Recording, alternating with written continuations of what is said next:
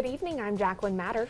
And I'm Scott Dennis. Thanks for being with us tonight. Our top story, a former FEMA administrator in Sarasota County now analyzing the community's response to Hurricane Irma. Craig Fugate is leading the county's review, determining what can be done better the next time the Suncoast is faced with a hurricane. ABC 7's Jess Dowdrick joins us now live at the Sarasota County Emergency Operations Center with more. Jess? Jacqueline, Scott, as many of you already know, not only was Fugate the administrator of FEMA when President Barack Obama was in office, before that, he was the director of emergency services for the entire state of Florida when Jeb Bush was governor. Now today, the analysis of how well Sarasota County did before, during, and after Hurricane Irma started right here with a tour of the command center. Everybody says, well, Irma was difficult. I'm like, I've never seen too many that's been easy because of that uncertainty that you have to plan for. Craig Fugate walked the halls of Sarasota County's EOC, the command center, when Hurricane Irma came to town. You've got a pretty good concentration of all your command and control for your emergency response in a hardened building that doesn't have to evacuate, that's survivable, that can provide for the immediate needs of the people working here so they're not having to try to come and go. That's your key thing.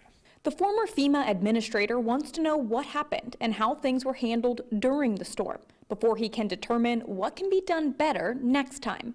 But I really want to also make sure that we don't stop with Irma. I want to look at what if Irma had not missed?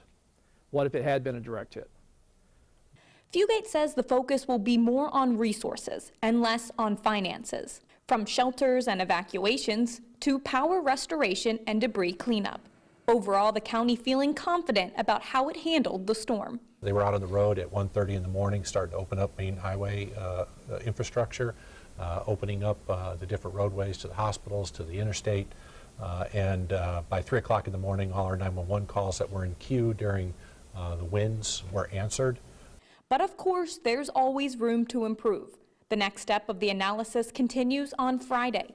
Fugate will be meeting with many people who were involved in helping the community get through Hurricane Irma, from the leaders of local municipalities to the nonprofit partners. As we get to these bigger and bigger disasters we're seeing with Harvey, with Irma, with Maria, there's always this impression that if we get in trouble, we can always ask somebody to come help us out.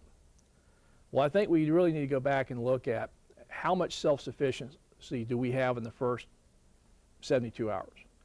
Because even at FEMA, we know a hurricane's coming, but we even have trouble getting into areas if the roads aren't passable.